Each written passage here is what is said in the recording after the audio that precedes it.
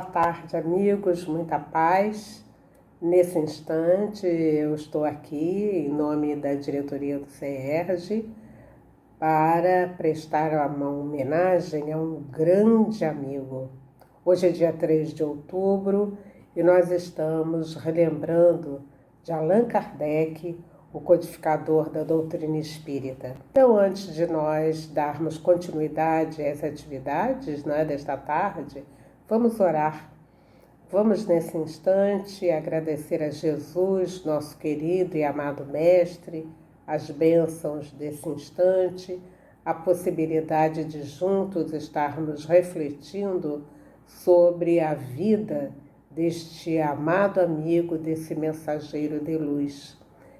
Temos a certeza que o nosso encontro nos trará muita paz, muita alegria, porque estamos, acima de tudo, fazendo uma atividade de enriquecimento espiritual para cada um de nós.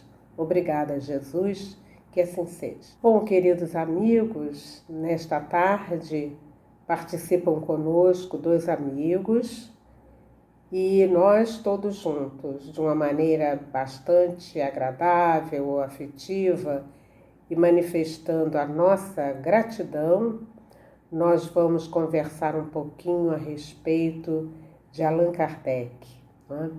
Viana de Carvalho, num livro que se chama Sementeira da Fraternidade, ele veio nos falando que Allan Kardec é um digno depositário da confiança divina e que galhardamente executou a sua tarefa como legítimo missionário daqueles que surgiram durante esses tempos, Ele é daqueles mais fiéis. Então, eu estou aqui nesse instante para apresentar a vocês os nossos amigos. Eu quero apresentar Larissa Chaves, Larissa Chaves, ela é natural de Salvador, ela reside em São Gonçalo e ela contribui com estudos e palestras para o canal Inspiração Espírita. E também está conosco Maurício Mancini, que é também natural do Rio de Janeiro, é espírita desde 1976 e ele atualmente é trabalhador do Centro Espírita Paulo de Tarso, em Seropédica. Então, queridos amigos, vamos aproveitar bastante este momento de iluminação espiritual. Então, com vocês, inicia esse momento o nosso companheiro Maurício Mancini. Oi, Darcy, oi, Larissa, minhas queridas amigas. Olá, você que nos assiste aí pela internet. Esse momento é muito feliz, esse evento que nos reúne aqui é muito interessante, comemorar os 126 anos do nascimento do professor Hipólito Léon Denis Arrivaille, aquele que nós passamos a chamar carinhosamente depois de Allan Kardec. Mas Darcy, Larissa, muita gente imagina que um missionário já nasce pronto, que o missionário não é uma construção. A espiritualidade estava ali apoiando, a espiritualidade estava lhe dando todos os recursos que ele precisava, ele não teve que fazer esforço nenhum. Allan Kardec já nasceu pronto e nós vamos perceber no nosso evento de hoje que Allan Kardec não nasceu pronto, que na verdade Allan Kardec é resultado de uma longa viagem, de uma criança Hipólito Léon Denis Arrivaille até um professor Hipólito Léon Denis Arrivaille, e do professor Hipólito Léon Denis Arrivaille ao nosso Allan Kardec. Embora nós não possamos garantir que seja um fato histórico, o espírito Humberto de Campos, já se assinando como irmão X, lá no livro Cartas e Crônicas, traz uma história muito interessante para nós. Ele conta que após o novembro de 1799, quando Napoleão Bonaparte se sagrou primeiro cônsul da República Francesa, a história da Europa começou a ficar mais convulsionada, mais tumultuada. Aquela revolução que tinha nascido pregando igualdade, liberdade, fraternidade, acabava em banhos de sangue e guilhotina cortando cabeças. E aquele homem, que ali era um grande conquistador, que era um grande estrategista, se destacava como um político poderoso naquela Europa do século quase do século XIX, do final do século XVIII e início do século XIX. E Humberto de Campos nos conta que no dia 31 de dezembro de 1800, que este sim é o último ano do século XVIII, houve uma reunião sobre a Europa no plano espiritual, naquilo que Humberto de Campos chama de o seio da latinidade, em que vários representantes do mundo latino, antigos imperadores romanos, antigos legionários romanos, sacerdotes, cardeais, bispos, governantes hispânicos estavam ali reunidos. Eles haviam tido posições de destaque na sua época como encarnados e agora como espíritos se reuniam mais uma vez naquela assembleia, tendo aprendido um pouco mais para refazer votos e preparar um momento novo que viria. Também havia reunião de companheiros de outras regiões, por ser um movimento que afetaria o mundo inteiro. Traziam os representantes das Américas, do mundo germânico, da Índia, da China, para que ali todos pudessem fazer um grande concerto. Não no sentido musical, mas um acordo, a fim de que as criaturas pudessem proporcionar ao mundo a chegada de uma mensagem renovadora, transformadora.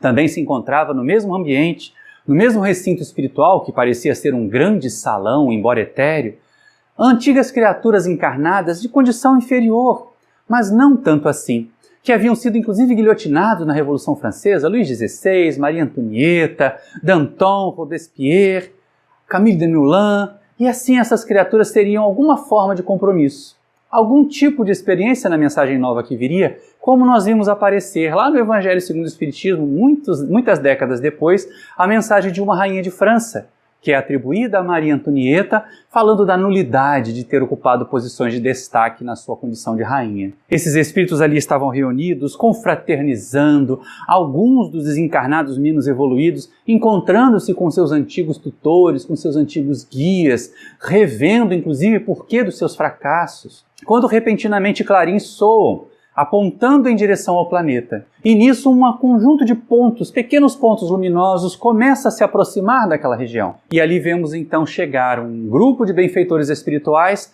trazendo uma falange apagadinha, meio tonta, de encarnados.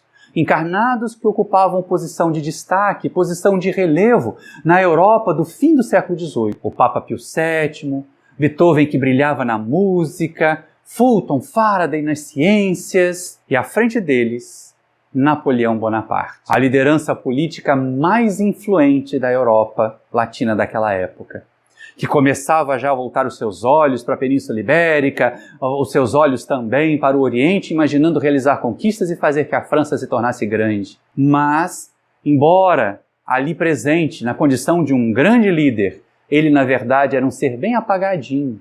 Antigo liderança da Roma Antiga, viu seus antigos correligionários baixarem seus pendões, reverenciaram, apresentaram-lhe uma poltrona onde ele foi gentilmente colocado a sentar. Os outros encarnados que compareceram ali, emocionados com aquele ambiente, choravam copiosamente. Alguns, a reencontrar também os seus tutores, os seus guias espirituais, estavam até intimidados.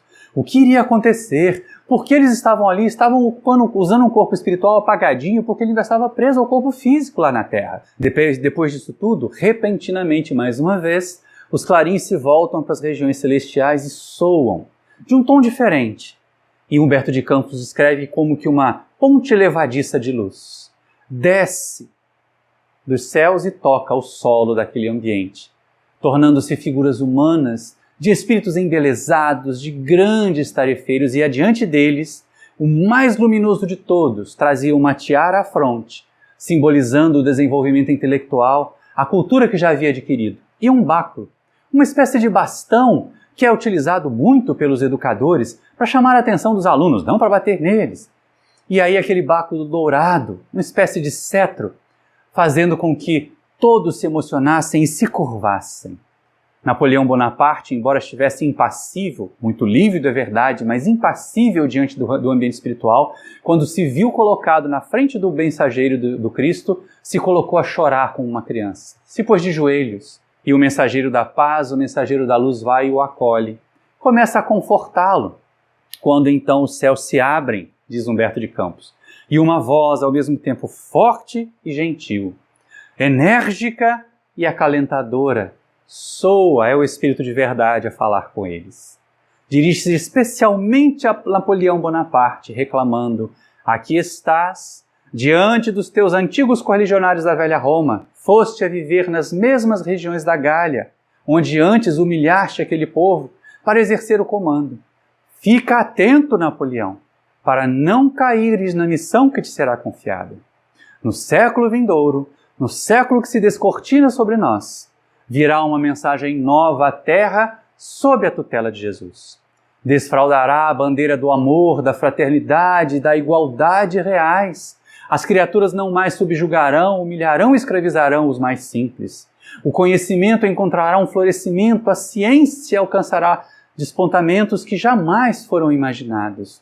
E cabe a ti, como governante, cabe a ti, como força política, garantir o clima de paz, de entendimento, de harmonia entre todos os povos para que essa mensagem mais facilmente possa se difundir. Se souberes levar adiante a missão, passarás a história, relembrado com carinho, com zelo por todas as gerações futuras. Mas se fracassares, se mais uma vez, como antigo César, te deixares cegar pela ambição e pelo desejo de mando, se a púrpura do comando te tomaras à vontade, deverás ser removido para o bem da humanidade como um todo. Guarda contigo esta mensagem. E aí a Assembleia se desfaz. Mais algumas orientações são dadas, os espíritos amigos devolvem os encarnados aos seus corpos físicos e o próprio missionário da luz, aconchegando Napoleão Bonaparte em seu colo, volta com ele à terra e o religa ao corpo físico. À medida que os tempos foram passando, aquele era o primeiro dia, já era o dia 1º de janeiro de 1801. Era o primeiro dia do século XIX, o século em que viria para nós a mensagem consoladora do Espiritismo e que traria também tantas conquistas da ciência. À medida que aqueles espíritos missionários foram reencarnando, à medida que a influência deles sobre Napoleão Bonaparte foi diminuindo, à medida que o próprio missionário da luz também começa o seu processo de preparação para a reencarnação, a influência superior sobre Napoleão Bonaparte arrefece e ele acaba se deixando levar por suas inclinações antigas do velho Júlio César, daquele que queria dominar, daquele que não tinha a menor preocupação de massacrar as criaturas desde que isso lhe garantisse o poder, lhe garantisse destaque. E aí vemos acontecer, em maio de 1804, Napoleão Bonaparte convoca o Papa Pio VII a Paris, faz com que o velho sacerdote saia de Roma e vá a Paris coroá-lo como imperador. E num gesto de grande arrogância, toma a coroa das mãos do pontífice e ele mesmo a coloca sobre a sua cabeça, mostrando que ele desprezava os outros poderes, ainda que atribuídos a Deus. A partir daquele momento, a Europa começa a mergulhar em um monte de guerras sanguinolentas. No mês de outubro de 1804, renasce em Lyon, numa cidade tranquila, pacata das Gálias, Hippolyte Léon Denisard Rivail, filho de um magistrado, de uma educadora, tendo uma família simples, não era muito abastada não, mas digna o suficiente para entender a importância da educação. O missionário da luz estava presente junto de nós. 3 de outubro de 1804, para nós espíritas, é uma data marcante. Por isso esse evento que nós realizamos hoje, meus amigos, minhas irmãs, e é interessante nós percebermos o seguinte: o missionário se constrói a partir de conquistas, a partir de sacrifícios. Embora tivesse realizado e mostrasse muita aptidão para o conhecimento, para a conquista e a inteligência privilegiada, o menino Rivail fez as suas primeiras letras em Lyon. Mas era o costume da época que as famílias com o mínimo de condições, cientes da importância de uma educação bem feita, enviassem seus filhos a estudar em internatos. E o pequeno Rivail, com 10 para 11 anos, é mandado de Lyon, no interior da França, para a Suíça, em Yverdon, para o instituto fundado por Heinrich Pestalozzi, em que ele, com a companhia de Ana, sua esposa, 7 anos mais velha do que ele, isso também serviu de inspiração depois para o nosso Rivail, construíram para educar jovens, para educar as novas gerações. E Heinrich Pestalozzi passa a história como o maior educador que aquele século havia conhecido e que até hoje influencia as nossas instituições de ensino, influencia a educação dos nossos tempos no século XXI. Percebemos então aquela criança passando pela sua primeira grande fragmentação, distanciar-se do afeto maternal, distanciar-se do amor à família, colocar-se num ambiente diferente, com crianças, com adultos que não eram os seus consanguíneos. Esse foi o primeiro grande desafio, João Missionário. Quantos de nós o suportaríamos? Quantos de nós, quando colocados num ambiente longe da tutela e do amor familiar, não nos perdemos em desalinhos, em desmandos, ou em desequilíbrios tais, ou nos deixamos conduzir por criaturas mal intencionadas? Para nossa felicidade, nossa e dele, o menino Rivaio foi parar sob a tutela de um educador de almas. E ali, observando Pestalozzi, aprendendo com rapidez, facilmente se tornou um dos monitores, ajudava os seus companheiros da mesma idade, das mesmas classes, tutelava os pequeninos que chegavam depois, facilitando-lhes a adaptação. E naqueles momentos difíceis, naqueles momentos difíceis, naqueles momentos complicados que todo adolescente passa, ele contava com a figura generosa e maternal de Ana Pestalozzi. Aliás, o casal Pestalozzi era tratado pelos alunos, tamanho afeto com que lidavam com a educação, por papai Pestalozzi, por mamãe Pestalozzi. E aquele menino então encontrava no abraço carinhoso de Ana o regaço maternal do qual estava distante. Foi crescendo assim, foi se preparando, aprendendo intensamente, sorvendo, não apenas o conhecimento que chegava pelo intelecto, mas principalmente os exemplos, o modelo de cidadania, o modelo de vida que Heinrich representava para os seus alunos. Ao concluir os seus estudos, agora com 18 anos, volta não para Lyon, mas para Paris. Ao retornar à França com o desejo imenso de ser um educador de almas, como o seu mestre Pestalozzi havia sido. Como Pestalozzi havia representado em sua vida um divisor de águas, a transformação da criança em homem. Ele queria ser também esta mesma ponte que ajuda outras crianças a alcançarem a fase adulta com melhores condições de conhecimento, com melhores condições de interação na sociedade. Mas imaginemos a Paris do século XIX. A Paris de aproximadamente 1820, 1825 do século XIX. Pobre, com grandes desigualdades sociais, em que os educadores, se quisessem sobreviver, deveriam mercadejar o seu conhecimento, atendendo as crianças, aos filhos dos ricos. E ele que tinha alma de educador, que deveria levar conhecimento àqueles que não podiam alcançar pelo dinheiro, se sentia de certa maneira opresso. O grupo de professores, desses que tinham a missão de educar, que tinham abraçado a tarefa de educar os mais simples, os mais pobres, era bem reduzido na Paris do século XIX.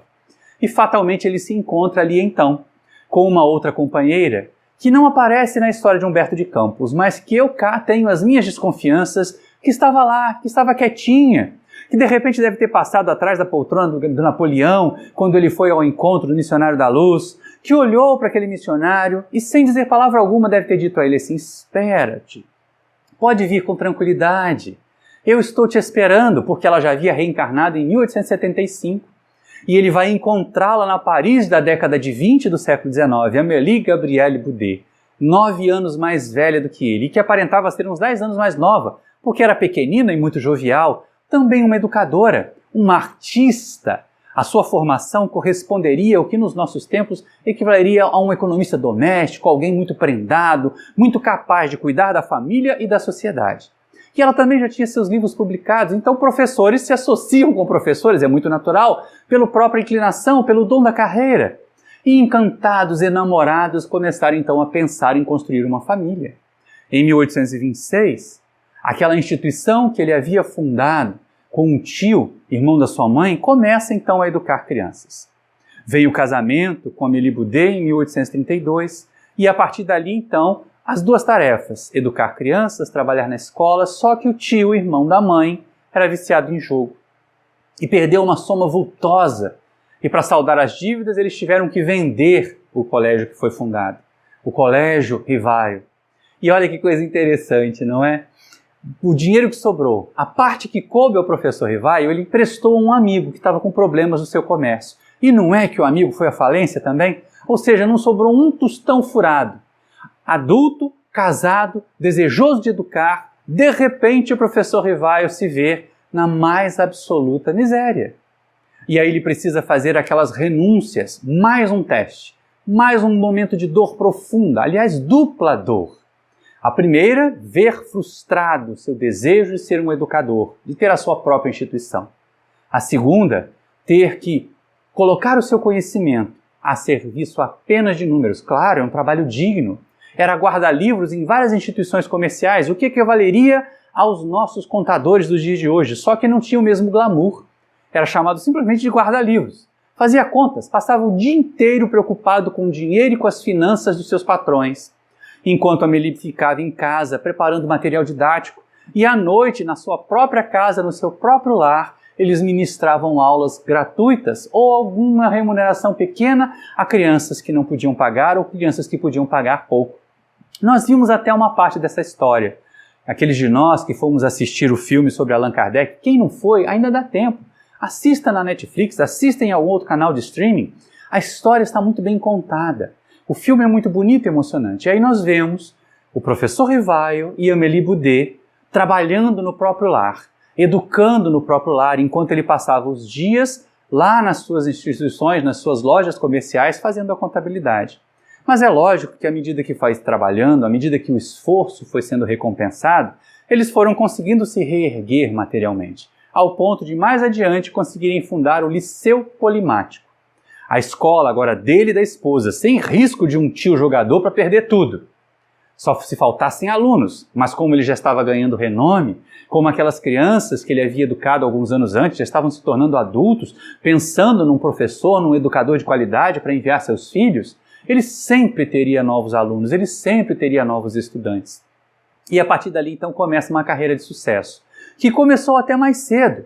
Aos 18 anos ele publicou o Manual Prático e Teórico de Aritmética e vinha fazendo planos, preparando material didático com uma proposta para a educação pública em Paris, para uma proposta para a educação na França.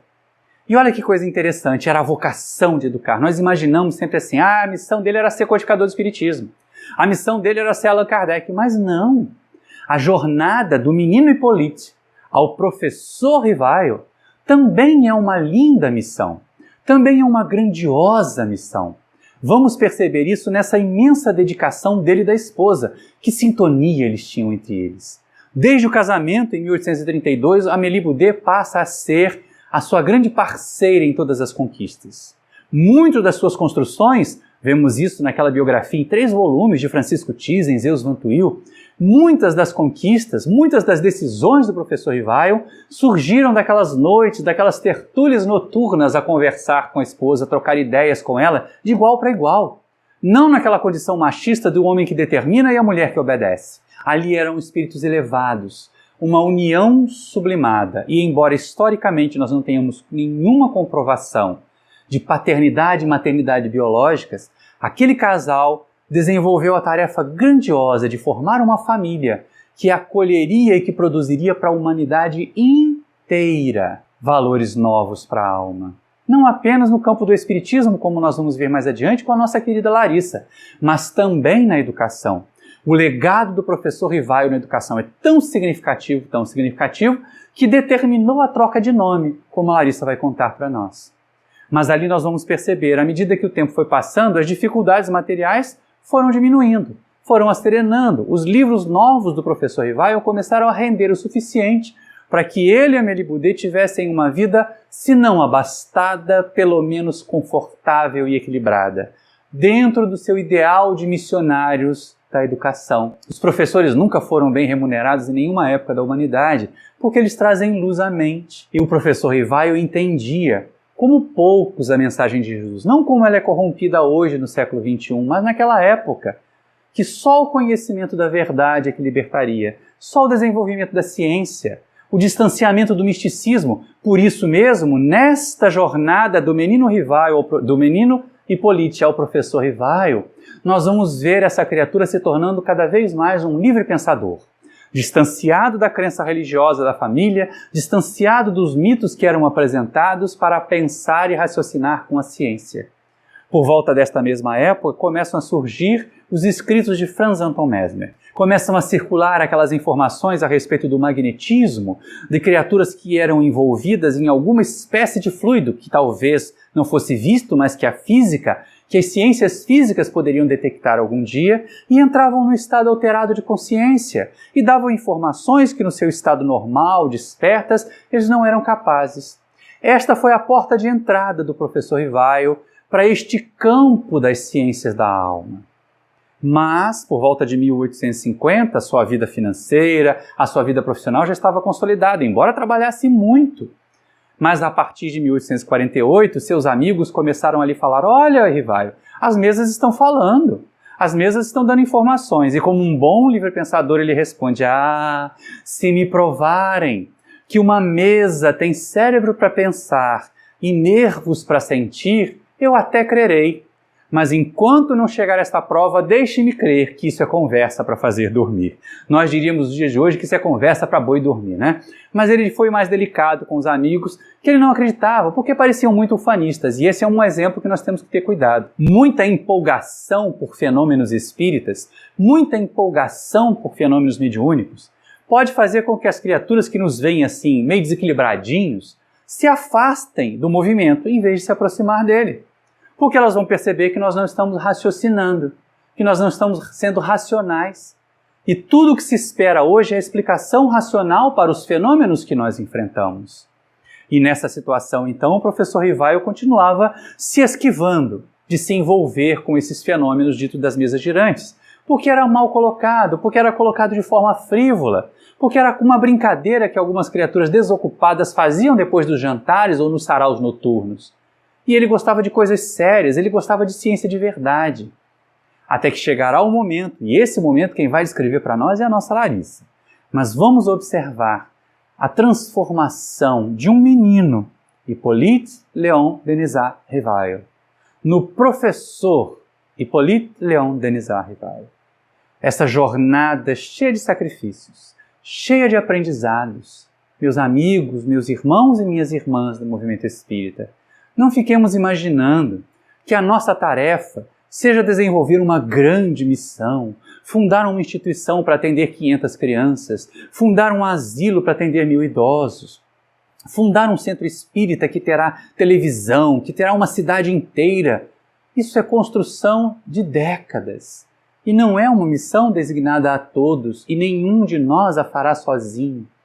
Observemos que no início da sua tarefa, antes de ser o codificador do Espiritismo, o nosso professor Rivaio era simplesmente um mestre-escola, um trabalhador da educação. Então, quando chegar aquele convite para evangelizar na casa espírita, lembremos do professor Rivaio, ele começou por ali. Então, quando chegar um momento de fazer um estudo, apresentar numa palestra, numa reunião pública, lembremos do professor Rivaio. Ele começou por ali, pelos processos de educação. Por isso a doutrina espírita que nós abraçamos hoje, que nos conforta tanto, que nos consola tanto, é para nós uma proposta de educação, um projeto de educação de almas, mas que também faz com que o nosso intelecto se desenvolva, com o nosso intelecto avance. Porque se nós ficarmos parados, místicos, imaginando que os obsessores nos fazem mal e que os guias é que nos socorrem e nós não precisamos fazer nada, só ficar como bola de ping-pong no meio desse jogo, nós vamos retardar o nosso progresso. Abracemos a missão, ainda a missão de Hippolyte Léon Denisard Rivaio, de educar. Mas educar como? O que nós aprendemos já, o que a doutrina nos ensina já, nos permite dizer o seguinte: nós vamos educar pelo exemplo. Se nós queremos uma sociedade mais honesta, nós vamos ser modelos de honestidade. Se nós queremos uma sociedade mais educada, nós vamos ser modelos de educação. Se nós queremos uma sociedade que se desenvolva intelectualmente, nós vamos quebrar o misticismo, deixar com as crendices de lado os atavismos das religiões pelas quais já passamos e abraçar a doutrina espírita com o olhar que o professor Rivaio abraçou a missão que lhe foi confiada, a segunda missão que lhe foi confiada. Mas, Darcy, esse momento não é mais nosso, não é? Nós já falamos muito, Nós já conversamos muito com os nossos amigos que estão aí do outro lado da tela sobre esse desenvolvimento, sobre esse crescimento, a importância de um educador na vida desta criatura, como foi Pestalozzi. Eu falei que Ana Pestalozzi tinha sido uma inspiração para Rivaio, porque assim como o Pestalozzi se casou com uma mulher 7 anos mais velha do que ele, o professor Rivaio se casou com uma mulher 9 anos mais velha do que ele, até superou o mestre nessa questão da diferença de idade. Mas o importante é que eram almas unidas para fazer o bem. Estejamos nós unidos com alguém, ou sós na nossa caminhada, façamos o bem. É a melhor maneira de espalhar as sementes do bem. Não esperemos momentos grandiosos. Abracemos, como o professor Rivaio fez, as tarefas pequenas, porque elas servirão de alicerce para as nossas tarefas grandes.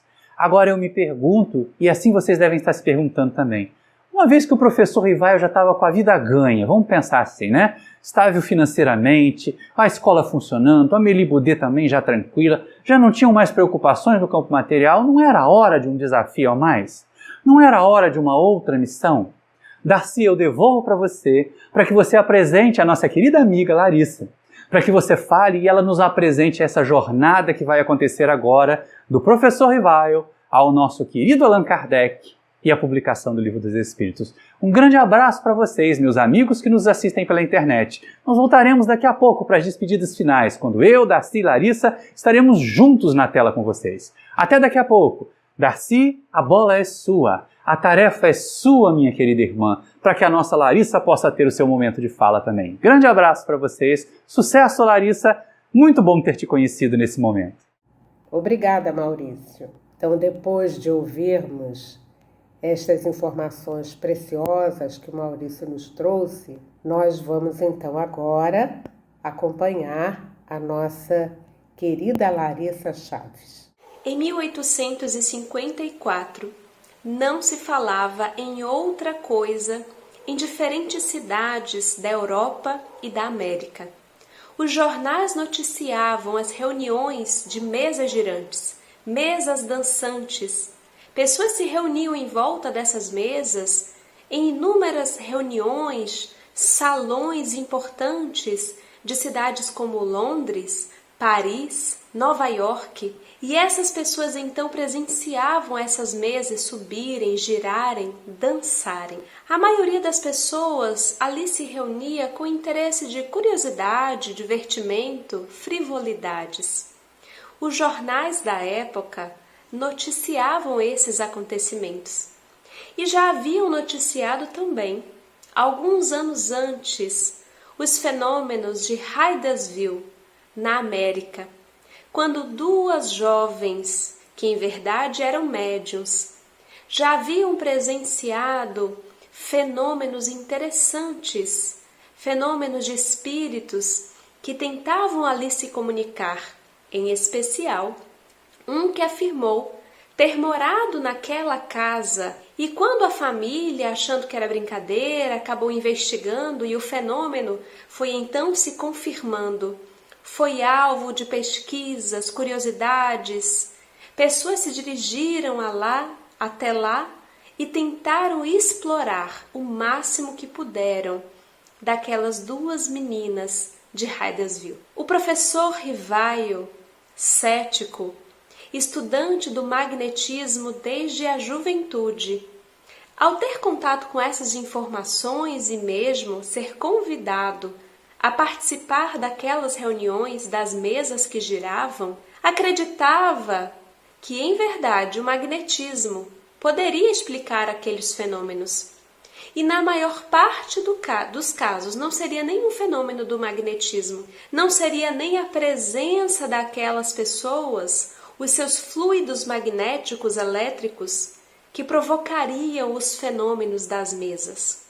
Pensava o professor Rivaio que, em verdade, muitos daqueles fenômenos eram causados por fraudes, como ele mesmo já havia testemunhado quando trabalhou como contador em um daqueles salões que davam palco àqueles fenômenos. Ocorre que, em 1854, em meados desse ano, um amigo seu de longa data, também magnetizador, o senhor Fortier procura Kardec, que ainda era o nosso professor Rivaio, e então informa a ele que estava surpreso com a capacidade, com as diferentes modalidades do magnetismo, porque agora não apenas as mesas se moviam, giravam, dançavam, mas também falavam. E então o professor Rivaio ficaria intrigado e falaria: nossa, aí já é uma outra coisa,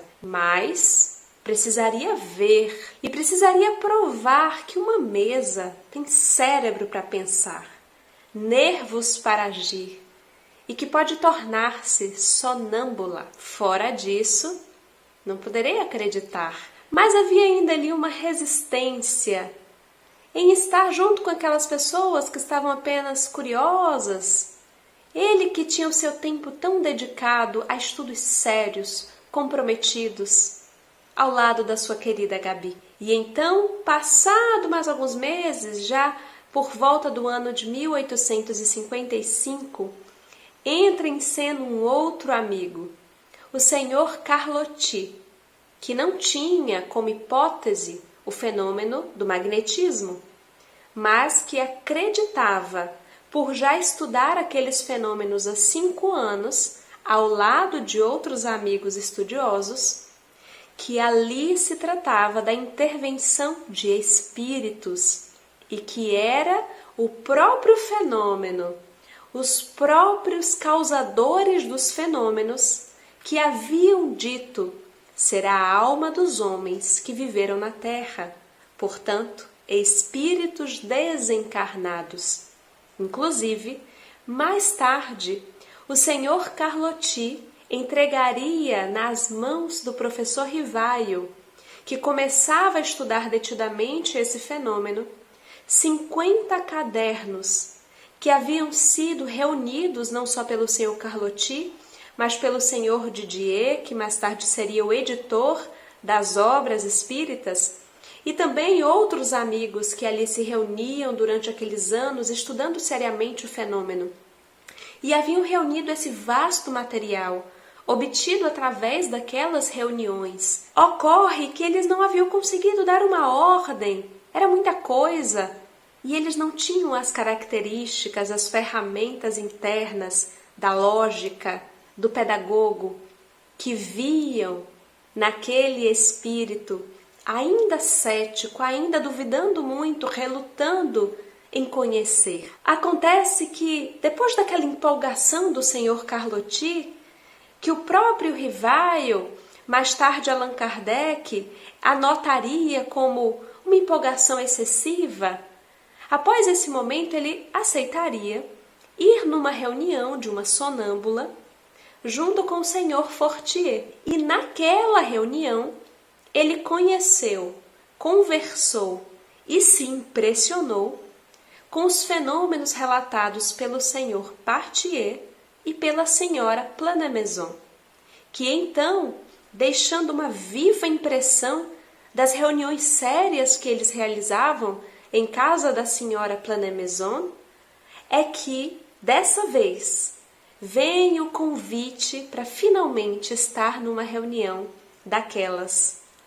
Por conhecer aquelas pessoas, sentir ali uma seriedade, um espírito daquela curiosidade que não era apenas pueril. E ele vê então ali uma oportunidade de investigar fenômenos que ele já estudava há décadas. Já havia estudado a obra de Mesmer, aprofundado-se no magnetismo, na hipnose, no sonambulismo, e poderia então ali obter respostas àquelas questões do campo da filosofia, do campo da psicologia, que ele há tanto pesquisava. Então comparece àquela reunião e torna-se assíduo naquelas reuniões, percebendo que sim, havia ali algo mais do que puro magnetismo. E o seu olhar experimental, científico, estava cada vez mais interessado em compreender. Ocorre que ele tinha também outros interesses, outros afazeres, outras pesquisas, e fica depois ainda mais interessado, quando em casa da senhora Planemaison conhece o senhor Bodin. e o senhor Baudin o convida a ir à sua casa. Numa reunião que era muito disputada, que compareciam várias pessoas, porque em casa do senhor Baudin as médiuns eram exatamente aquelas duas crianças, uma pré-adolescente, as filhas do senhor Baudin, as senhoritas Baudin. E então ali realmente o campo estava vasto para a pesquisa. Por mais que inicialmente houvesse ainda um pouco de frivolidade, o excesso de brincadeiras, de curiosidade, o espírito que estava ali sempre organizando tudo, Zéfiro, aquele mais assíduo que se dizia protetor da família, teria os seus momentos de excesso de brincadeira, não era assim um espírito tão adiantado, mas teria também alguns momentos de orientação àquele trabalho que ora se iniciava. E então, entre os anos de 1855 até o final de 1856, tendo aqueles 50 cadernos à mão e investigando detidamente aquelas indagações que, em verdade, ele já tinha há décadas e décadas nos seus estudos de magnetismo, não foram apenas dúvidas a partir daquele momento, mas dúvidas que foram reacendidas, reavivadas, e com aquele olhar muito cuidadoso de alguém que não sentou num gabinete para formular uma teoria, mas que utilizou do método científico experimental para observar, comparar, deduzir, criar hipóteses e, a partir dos fenômenos, investigar as causas, a partir dos efeitos, depreender as causas. Aquele que era Hippolyte Léon Denisard Rivaio começaria então uma nova etapa da sua atual reencarnação, como se tudo aquilo que ele tivesse vivido até então fosse um momento de preparação daquela terra, de sedimentação dos seus valores, da sua lógica, da sua pedagogia, do seu espírito científico, também dos seus valores morais, da sua honestidade, da sua dignidade, da sua parceria com a esposa que tanto o sustentaria, para que naqueles anos seguintes ele pudesse deter-se, mergulhar-se, aprofundar-se naquele material. E é interessante porque há os relatos dele no livro Obras Póstumas, como há também no livro que é o Espiritismo, na parte relativa à biografia de Allan Kardec, e ele vai contar ali algo muito interessante, de que além daqueles cadernos, além das médiuns, porque depois viria ainda a médium, a senhorita Jafé, que também muito contribuiria, tirando aquelas dúvidas, respondendo às indagações, confirmando, além das médiuns que participaram dos 50 cadernos, além das irmãs Baudin, da senhorita Jafé, das contribuições dessas médiuns que estavam ali, naquela convivência com o professor Rivaio, ele diz que toda a oportunidade que ele tinha com diferentes médiuns para confirmar as questões centrais, ele o fazia.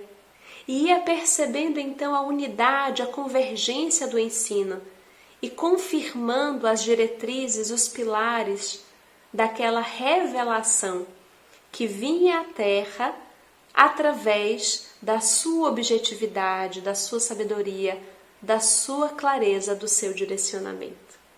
E é então que em abril de 1857 a Terra recebe um clarão, porque o Livro dos Espíritos é publicado e seria então um marco para muitos corações sedentos de respostas, de orientação, de clareza na compreensão das leis divinas, tentando responder a questões como quem sou, o que faço aqui, de onde vim, para onde irei. E consta na Revista Espírita de 1858, é bom lembrar que a Revista Espírita começa a ser publicada em janeiro de 1858, E Allan Kardec, aqui já podemos nos referir como Allan Kardec, esse pseudônimo utilizado para diferenciar o pedagogo, que já tinha tantas obras publicadas, renomadas, reconhecidas, daquele que agora se fazia instrumento para que os espíritos pudessem, organizados em nome do Espírito da Verdade, trazer iluminação, clareza aos conhecimentos terrestres.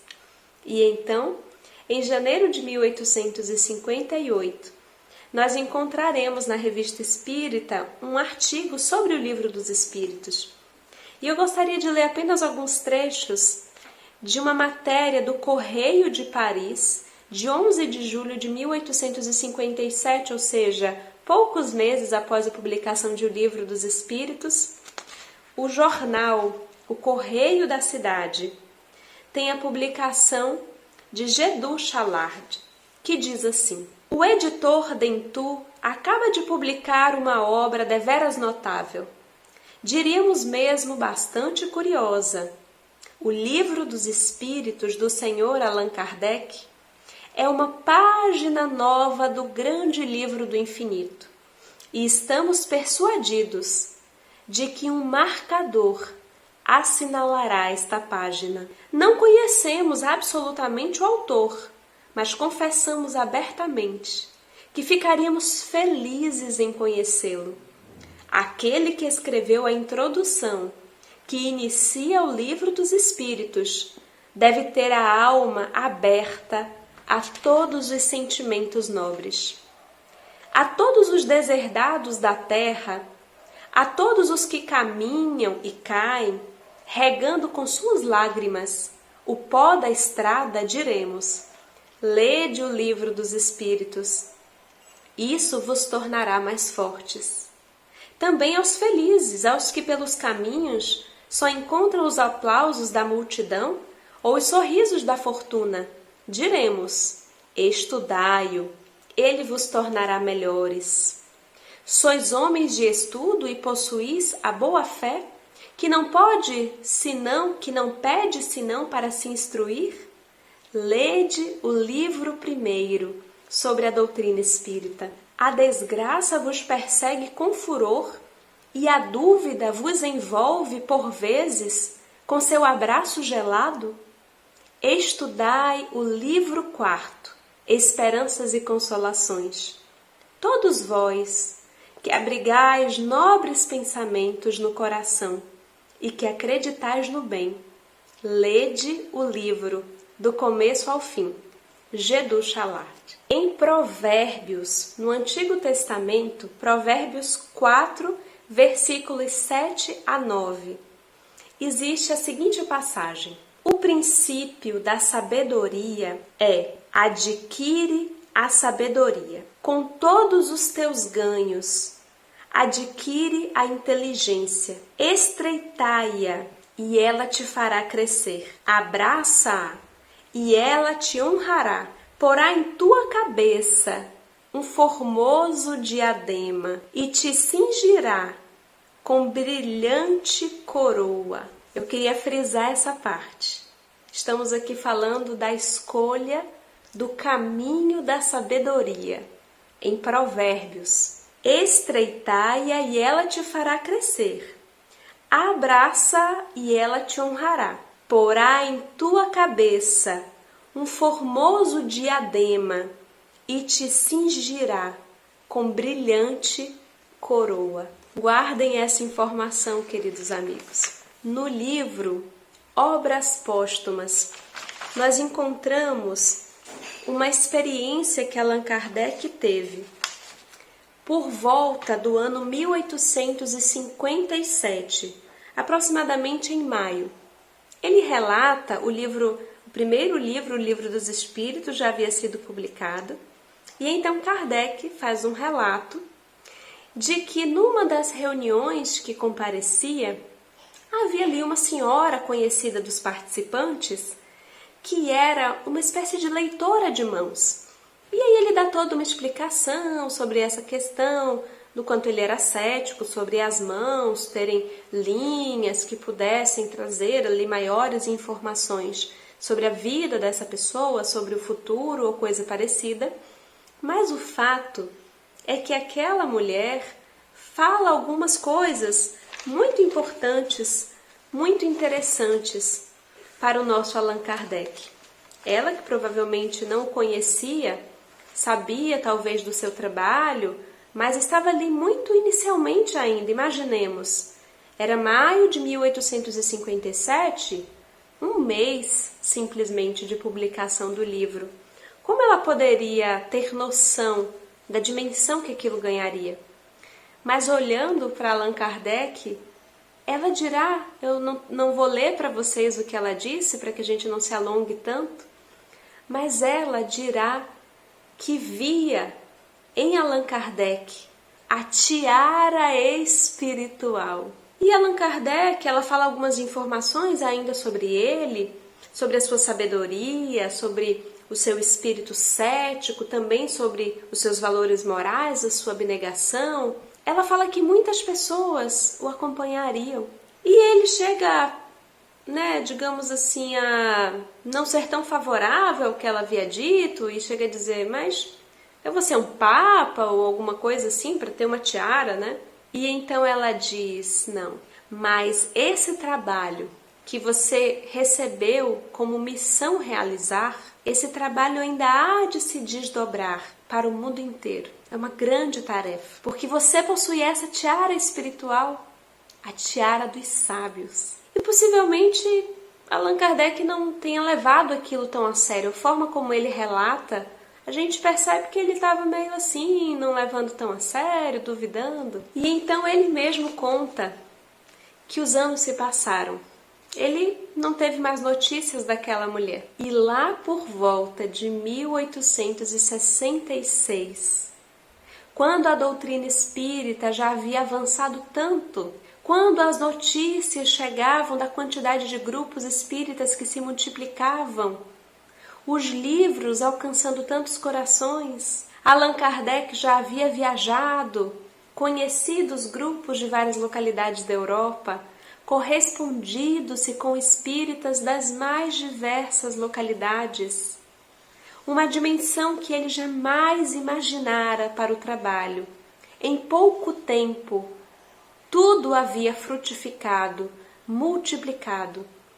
Os seus esforços de manter não apenas a publicação das obras, mas de manter ainda mensalmente a publicação de uma revista, de um periódico, uma espécie de revista científica da época de estudos psicológicos, onde ali uma tribuna livre tinha lugar, para que ele pudesse corresponder, se informar a muitas pessoas ao mesmo tempo, em que pé estavam os trabalhos, pensar alguns artigos científicos da época, compartilhar, colocar a baile, também ali compartilhar, publicar ali também psicografias da Sociedade Parisiense de Estudos Espíritas.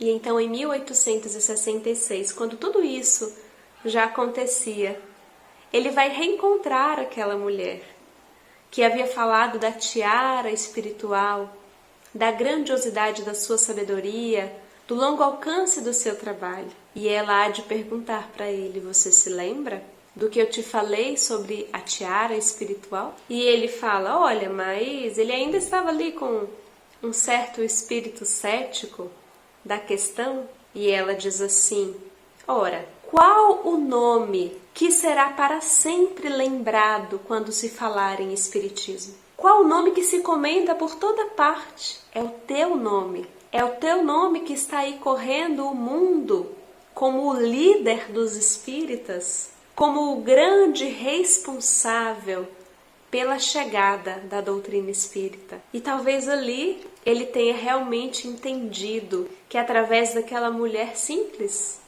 havia chegado mais uma dentre as várias confirmações que ele teve, algumas diretamente do Espírito de verdade, sobre a grandiosidade da tarefa que lhe fora incumbida, de que ele poderia cair, ele poderia falir, mas ele estava preparado para o trabalho. E ele não estava sozinho. A falange do Espírito de verdade, abnegados trabalhadores da teologia, das diferentes religiões, da filosofia, ali morejavam, junto ao codificador, junto ao professor Rivaio, para que o trabalho pudesse chegar à terra, mantendo a pureza dos ensinamentos superiores, para que a humanidade conseguisse encontrar de forma organizada, didática, objetiva, clara, lógica,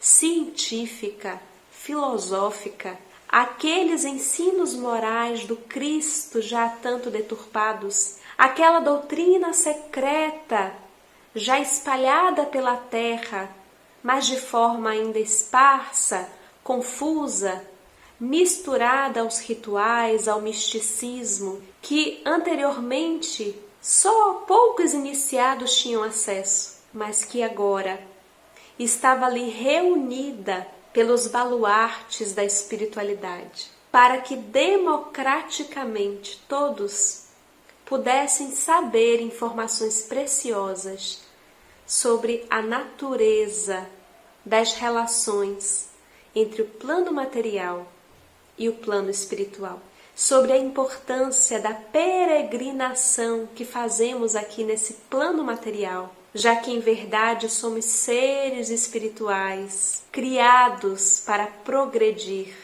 para frente, para o alto, incessantemente, para que pudéssemos perceber que há tempo para todas as coisas, que cada um de nós aqui reunidos pode estar num degrau espiritual diferente, mas que a lei de solidariedade, de fraternidade nos une, que estamos mergulhados no amor e na presença de Deus, que é todo justiça e todo misericórdia ao mesmo tempo. Que algumas aflições foram advindas das experiências passadas, dos resgates, dos aprendizados, mas que algumas aflições são fruto da nossa distração, dos nossos equívocos e desequilíbrios do presente. A doutrina espírita vem como esse consolador prometido por Jesus, para aclarar os nossos horizontes, para acalmar as nossas dores, por compreender que tudo passa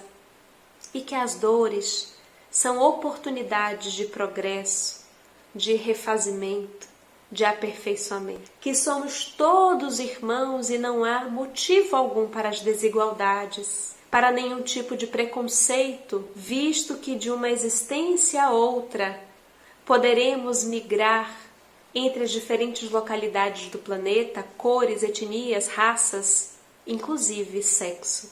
A doutrina espírita vem para fazer uma aliança entre as consequências morais, o aspecto religioso apresentado pelo nosso Mestre Jesus, aquela parte da moral que está ali presente lindamente, preciosamente no Evangelho segundo o Espiritismo, que permeia toda a obra, mas que está ali concentrada a partir dos ensinos de Jesus. E a ciência, visto que o Espiritismo nasce como ciência, ciência que tem como método os experimentos, a observação, um método experimental. E o codificador, o nome, o grande estudioso, que tem esse trabalho diário, cotidiano, durante alguns anos ali concentrado naquilo, porque já havia se preparado para aquele momento. Essa pedra angular do cristianismo redivivo é o nosso querido Allan Kardec. É com imensa emoção que no dia de hoje nós homenageamos o nascimento de Hippolyte, do professor Rivaio, que depois renasceria na mesma encarnação, na mesma existência, como Allan Kardec, porque a nossa gratidão pessoal a esse mestre, a esse grandioso espírito, que não era grandioso apenas no aspecto científico, pedagógico e lógico, mas uma alma profundamente caridosa, aquele amor que já tem a maturidade de aliar-se com a sabedoria, aquele amor que já compreende a importância do perdão, da tolerância, da indulgência, da benevolência. E que ainda que naquela existência não fosse o codificador da doutrina espírita, já era um verdadeiro homem de bem, já era um verdadeiro cristão, ou já era um verdadeiro espírita cristão. Pois ele mesmo nos dirá, e essa informação está no livro Viagens Espíritas, num discurso que ele faz num banquete em Lyon, de que existiriam 3 tipos de espíritas, de adeptos do espiritismo ou espiritistas, quais sejam aquele que busca o fenômeno, a curiosidade da mediunidade, das mesas que giram, ou quaisquer fenômenos associados. O segundo, daqueles que já compreendem a filosofia, a importância das consequências morais, admiram, mas não praticam. E o terceiro, e ele se regozijava por encontrar entre os espíritas de Lyon esse terceiro grupo, os espíritas cristãos ou verdadeiros espíritas, os que realmente praticavam o Evangelho do Cristo, que levavam com seriedade as consequências do ensino espírita.